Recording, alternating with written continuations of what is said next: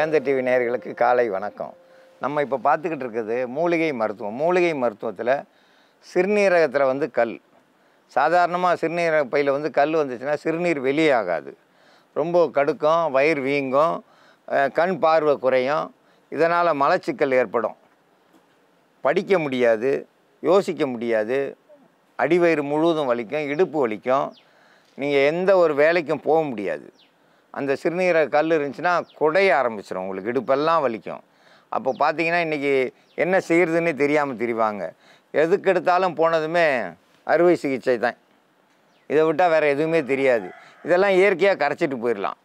இதுக்கு தவறான மருத்துவமாக வாழைத்தண்டு சாறு குடிக்கிறாங்க.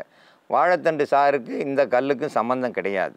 அது நம்ம முன்னே அரிசியில் கல் வரும், இன்றைக்கி அரிசியில் கல்லே வர்றதில்லை. ஆனால் வயிற்றுக்குள்ளே கல் உற்பத்தி ஆகுதுன்னா ரசாயன உரங்கள்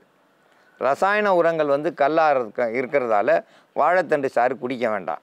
வாழைத்தண்டு சாறு குடித்தா இன்றைக்கி இருக்கிற சத்துக்கு உடலில் பலமே இல்லாமல் போயிடும். கண்ணு பீழை, சிறுகண் பீழைன்னு சொல்லுவோம், பன்னீர் ரோஜா, பன்னீர் திராட்சை, நன்னாரி வேர், புதினா, இதெல்லாம் கூட்டு கலவையாக சேர்ந்து இப்போ நம்ம மருந்தாக தயாரிக்க போகிறோம். இன்றைய மருத்துவத்தில் நம்ம பார்க்கக்கூடிய மருந்து செய்முறை சிறுநீரக கல். சிறுநீரகத்தில் கல் எதனால் வருது அப்படிங்கிறத அப்பா சொன்னாங்க. இதில் அதிகம் பாதிக்கப்படுறது பள்ளியில் படிக்கக்கூடிய, விடுதியில் தங்கி படிக்கக்கூடிய மாணவர்களும், கல்லூரியில் படிக்கக்கூடிய மாணவர்களும் மாணவிகளும் அதிக அளவு வெளியூர் சென்று சொந்தமாக சமைக்க முடியாமல் கடைகள்லேயே அதிகமாக சாப்பிட்றவங்களுக்கும் தான் இந்த சிறுநீரக கல் அதிகம் வருது. இதை சிறுநீரக கல் ஒரு முறை வந்துருச்சு அப்படின்னா அவங்க பலரும் பார்த்திங்கன்னா போய் மருத்துவர்கள்ட உரிய ஆலோசனை கேட்டு மருந்து சாப்பிட்டு இது சரியாயிடுச்சு அப்படிங்கிறாங்க. ஆனால் இந்த சிறுநீரக கல் திரும்பவும் தொடர்ந்து வந்துக்கிட்டே இருக்கும். எதனாலனா அவங்க சாப்பிடக்கூடிய உணவுகளில் இருக்கக்கூடிய வேதிப்பொருட்கள் அதிகமாக இருக்க பார்த்திங்கன்னா அந்த திரும்பவும் சிறுநீரக கல் ஃபார்ம் ஆகிட்டே இருக்கும். இது பலரும் நம்மகிட்ட வரக்கூடிய பேஷண்ட்டுங்க சொன்னாங்கன்னா, சார் நான் ரெகுலராக மருந்து சாப்பிட்டுக்கிட்டு இருக்கேன், அப்படி இருந்தாலும் பார்த்திங்கன்னா 3 மாதத்துக்கு ஒரு முறை 4 மாதத்துக்கு ஒரு முறை வந்துடுது அப்படிங்கிறாங்க. இதில் அதிகம் வெளியில் சாப்பிடக்கூடியவங்களுக்கு பார்த்திங்கன்னா மாதத்தில் ஒரு முறை சார் திரும்ப வந்துடுது, எனக்கு அந்த வலி வந்துடுது, என்ன தான் மருந்து எடுத்தாலும் எங்களுக்கு அது சரியாக மாட்டேங்குது அப்படிங்கிறாங்க. இவங்கெல்லாம் முதல்ல கண்டிப்பாக அவங்களோட உணவு முறைகளை மாற்றணும். முடிந்த அளவு பாரம்பரிய இயற்கை முறையில் விளைவிக்கப்பட்ட அரிசிகளும் உணவுகளும் அதிகமாக எடுத்துகிட்டு வந்தாங்கன்னா இந்த கல் தொடர்ந்து உருவாகிறது குறையும். இதற்கப்புறம் யாருக்கெல்லாம் இன்னும் சிறுநீரக கல் அதிகமாக வருது அப்படின்னு பார்த்தீங்கன்னா, புளிப்புச்சுவை அதிகமாக இருக்கக்கூடிய பழங்களும் உணவுகளும் அதிகமாக எடுக்கக்கூடியவங்க. உதாரணமாக பார்த்தீங்கன்னா எலுமிச்சை ஜூஸ் அப்படின்னு சொல்லி குடிப்பாங்க.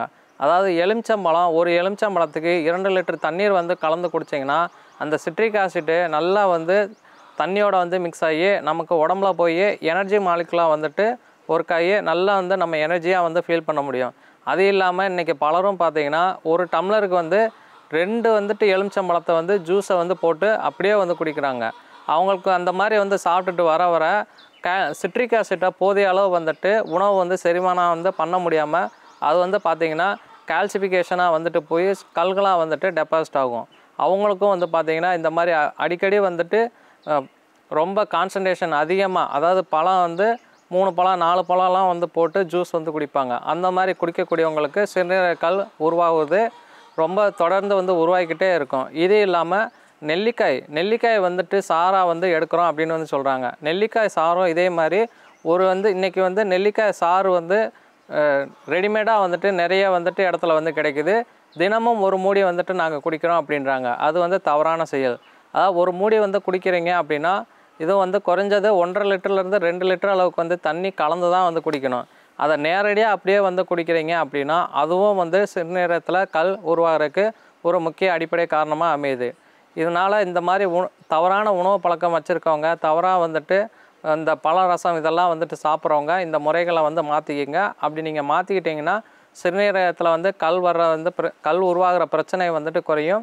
சிறுநீரகம் வெளியேற்றுறதில் சிரமம் இல்லாமையும் இருக்கும். இப்போ சிறுநீரக கல்லை கரைக்கக்கூடிய மருத்துவ செய்முறையாக நம்ம பார்க்க போகிறோம். முதல்ல உப்பு ஒரு 1/2 ஸ்பூன் இதை போட்டு உப்பு நீர் கரைசல் வந்து ரெடி பண்ணிக்கிற போகிறோம்.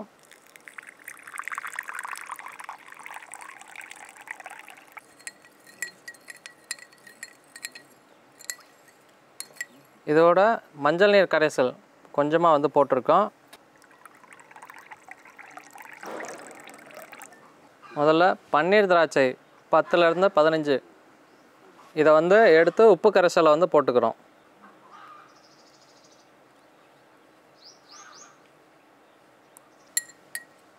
போட்டு உப்பு கரைசலில் ஒரு 10 நிமிஷம் நல்லா கழுவி எடுத்துக்கிறோம். உப்பு நீரில் 10 நிமிஷம் கழுவுனதுக்கப்புறம் இதை மஞ்சள் கரைசலில் போட்டு கழுவ போகிறோம்.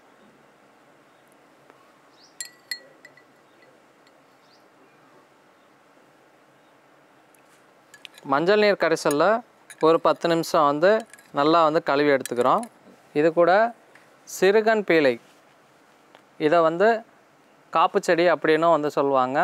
பொங்கல், சித்திரை திருவிழா, அப்புறம் தை மாதம் இந்த பண்டிகையில் வந்து பார்த்திங்கன்னா ஒவ்வொரு வீட்டுக்கும் இந்த காப்பு வந்து கட்டுவாங்க. அதனால் இது வந்து வீட்டிலையே வந்து கிடைக்கக்கூடியது. இது வந்து 1 வருஷம் ஆனாலும் வந்து பயன்படுத்தலாம். இதோட மருத்துவத்தன்மை வந்துட்டு மாறாது. இது ஒரு கைப்பிடி அளவு இந்த மாதிரி நல்லா உருவி எடுத்துக்கிறோம். இது இது எல்லாத்தையோடையும் வந்து சேர்த்து வந்து பயன்படுத்தலாம். பன்னீர் ரோஜா இதோட 2 பூ அளவு இதையும் அப்படியே இதோட சேர்த்து போட்டு இடிக்க போகிறோம். புதினா கொஞ்சமாக கைப்பிடி அளவு இலையை மட்டும் வந்து எடுத்து இதோட சேர்க்க போகிறோம். எல்லாத்தையும் நல்லா இடிச்சுக்கிற போகிறோம்.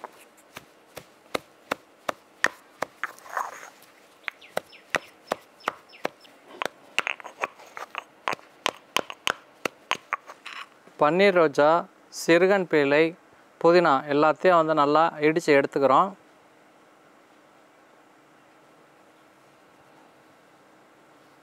இது கூட திராட்சை 10 நிமிஷம் வந்து மஞ்சள் நீர் கரைசலில் வந்து ஊற வச்சு கழுவி எடுத்துருக்கோம். அதையும் வந்து போட்டு இடிச்சுக்கிறோம்.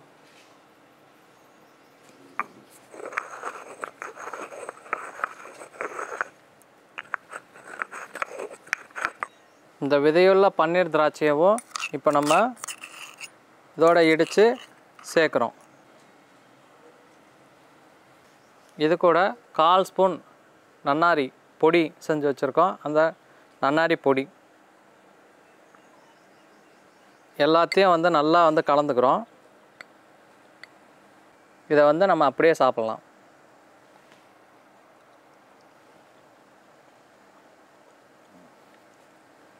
இப்போ இதை எப்படி சாப்பிட்ணுன்னு அப்பா விவரமாக சொல்லுவாங்க. சிறுநீரக கல் கரையை இதில் என்னென்ன சேர்த்துருக்கோம்னா கண்ணுப்பிள்ளை சேர்த்துருக்கோம், பன்னீர் ரோஜா சேர்த்துருக்கோம், பன்னீர் திராட்சை சேர்த்துருக்கோம், நன்னாரி, புதினா இதெல்லாம் கூட்டு கலவையாக சேர்த்து எடுத்துருக்கோம். இது பார்த்திங்கன்னா அரைச்சி எடுத்தது 1 கரண்டி அளவு தான் இருக்குது. இது அப்படியே மென்று சாப்பிட்றலாம். லேசாக இடித்து சாப்பிட்ணும் அப்படின்றத இப்படியே மென்று சாப்பிட்டு கண்டிப்பாக ஒரு 1/2 லிட்டர் தண்ணியாவது குடிக்கணும். இதை சாப்பிட்டு தண்ணியை குடிக்கணும். இதை தண்ணியை ஊற்றினா திருப்பி நம்ம அதுக்கு ஏதாவது கொஞ்சம் சுவையை கூட்டணும். இதை மென்று சாப்பிட்டு தண்ணி இதில் உள்ள விதை எல்லாமே மென்று சாப்பிட்ணும். தோல் எதுவுமே கீழே போடக்கூடாது. அப்படியே மென்று சாப்பிட்டு தண்ணியை ஒரு 1/2 லிட்டர் தண்ணியை குடித்தோம்னா சிறுநீரக பையில் இருக்கிற வலி அப்படியே குறையும். நீங்கள் ஒரு 7 நாள் குடிக்க தினந்தோறும் சிறுநீர் போகிற இடத்துல ஒரு வெள்ளை துணியை ஒரு இடத்துல அப்படியே வலை மாதிரி கட்டி வச்சுட்டு அதில் சிறுநீர் போய் பாருங்கள். 7 நாளைக்குள்ளே அதில் அப்படியே மணலாக வந்து இருக்கும். அந்த நாளில் அதுதான் வந்து எங்கள் வீட்டில் வந்து பரிசோதனை பண்ணுவாங்க. எங்கள் அப்பா, என்னப்பா பண்ணுறீங்க, வெள்ளை துணியில் போய் சிறுநீர் கழிக்க சொல்கிறீங்கன்னா, 7 நாளுக்கு அப்புறம் அதை எடுத்து காஞ்சதுக்கப்புறம் எடுத்து காமிச்சா உள்ளே மணலாக இருக்கும். அப்போ சிறுநீரக பையிலேருந்து அந்த கல்கள் கரைஞ்சி வந்திருக்கோங்க. இந்த சிறுநீரக பையில் உள்ள கல்லை உடைக்கிறதுக்கு, கல் வந்து வெளியேறதுக்கு இது ஒரு சிறந்த மருந்து. இந்த மருந்தை பயன்படுத்தி பயன்பெற வேண்டும் என்று கேட்டுக்கொள்கிறேன்.